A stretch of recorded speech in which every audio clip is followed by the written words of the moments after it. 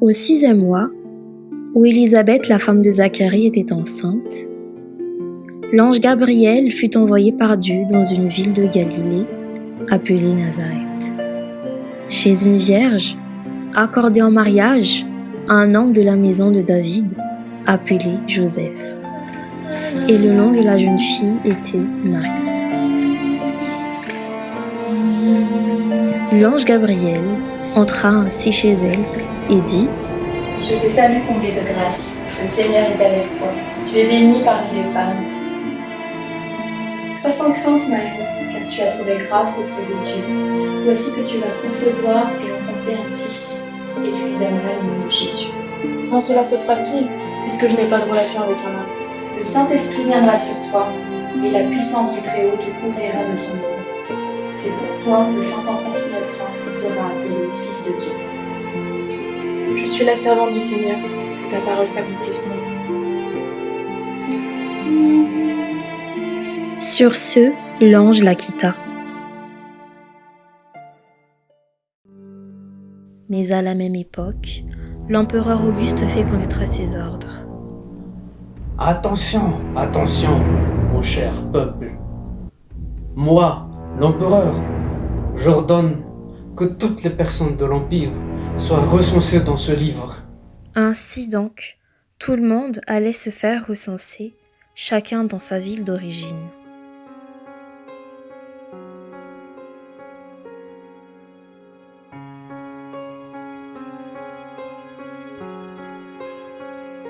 Marie, nous devons aller à Bethléem, mon lieu d'origine, pour nous inscrire. De Nazareth à Bethléem, ça va faire un peu long. Oh, je t'accompagne. Ainsi, Joseph et Marie se rendirent à Bethléem.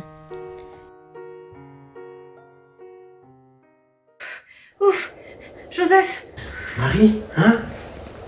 Qu'est-ce qu'il y a? je crois que le bébé va arriver ce soir. Oh, c'est vrai? Je suis content.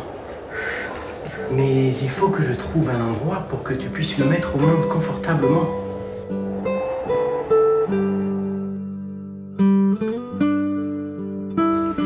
On arrive enfin. Ouf.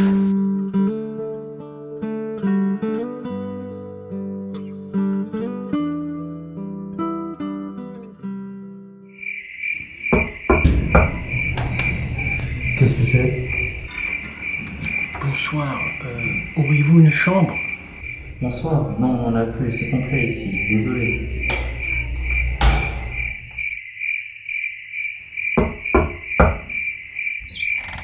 Oui, quoi donc? Bonsoir, monsieur. Auriez-vous une chambre? Non, j'en ai plus. Désolé. Au revoir. Ça fait la 5e fois que les gens frappent à ma porte ce soir. Mais il est tard. J'aimerais bien dormir. Joseph fait le tour de la ville, cherchant un endroit pour Marie. Mais tous les hôtels sont complets. Désespéré, il arrive finalement devant une auberge.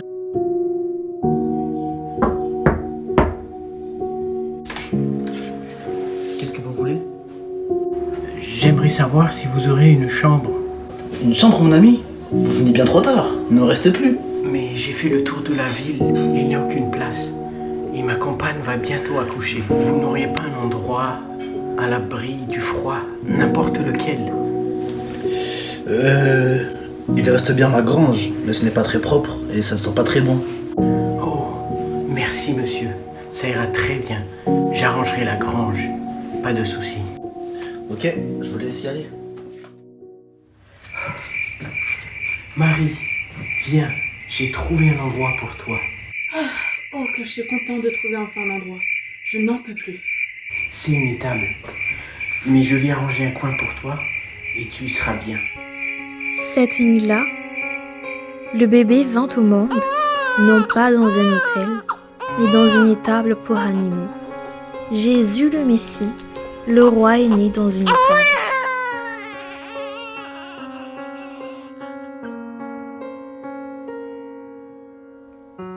Pourtant, cette même nuit-là, dans les champs près de Bethléem, des bergers gardaient leurs moutons. Bon, allez les amis, on va dormir. Les brebis sont en sécurité. Soudain, un ange apparaît devant eux.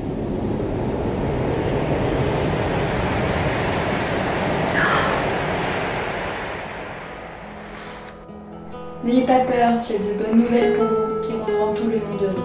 Aujourd'hui même, un sauveur est né. Il est le Christ, le Seigneur. Vous le trouverez enveloppé dans des vêtements chauds et couché sur un lit de foin.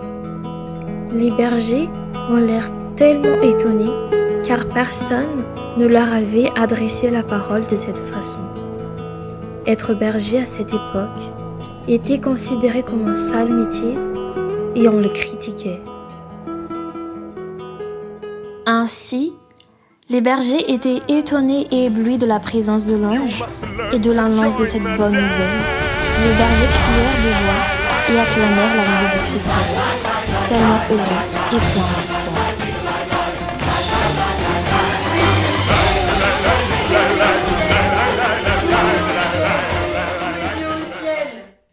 Les bergers se précipitèrent ainsi à Bethléem. Allons à Bethléem, voir ce roi. Oui, allons-y. Ils trouvèrent Marie et Joseph et vit le bébé couché dans une mangeoire.